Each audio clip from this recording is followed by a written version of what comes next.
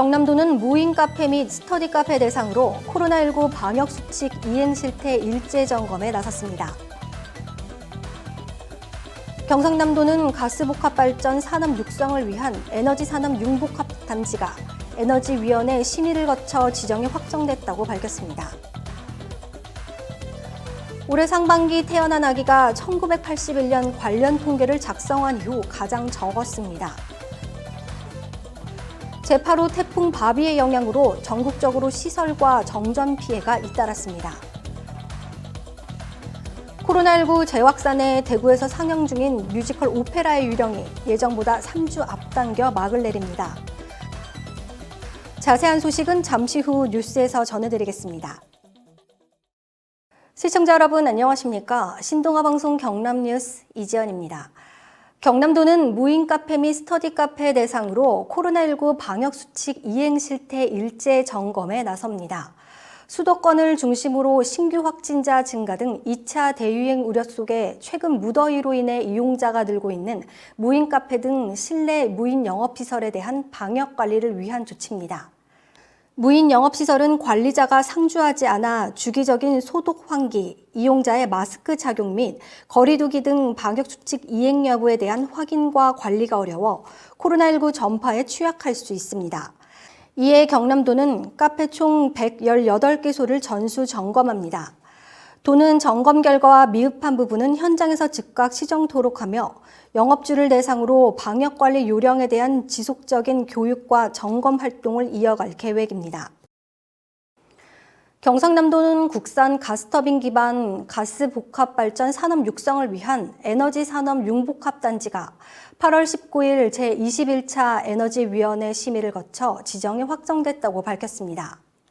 에너지 산업 융복합 단지는 지역별 특화된 에너지 산업과 에너지 연관 산업의 기업 연구소 등이 직접화되어 비용 감소와 기술 혁신 등의 융복합 효과를 가져오는 클러스터를 의미합니다.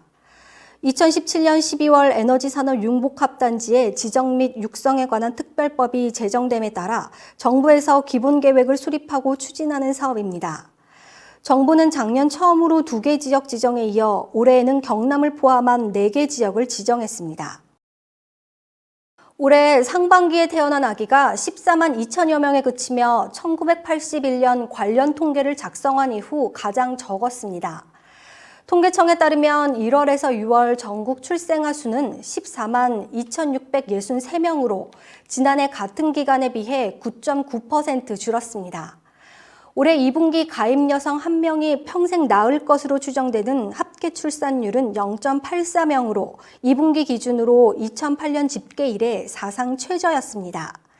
지난해 합계 출산율도 연단위 역대 최저인 0.92명으로 경제협력개발기구 OECD 회원 37개국 중 가장 낮았습니다.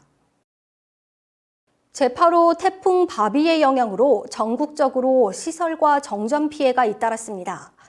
중앙재난대책본부에 따르면 오늘 오전 6시 기준 가로수 23그루와 가로등 전신주 19개가 부서지고 간판과 건물 외벽이 파손되는 등 모두 101건의 시설 피해가 접수됐습니다.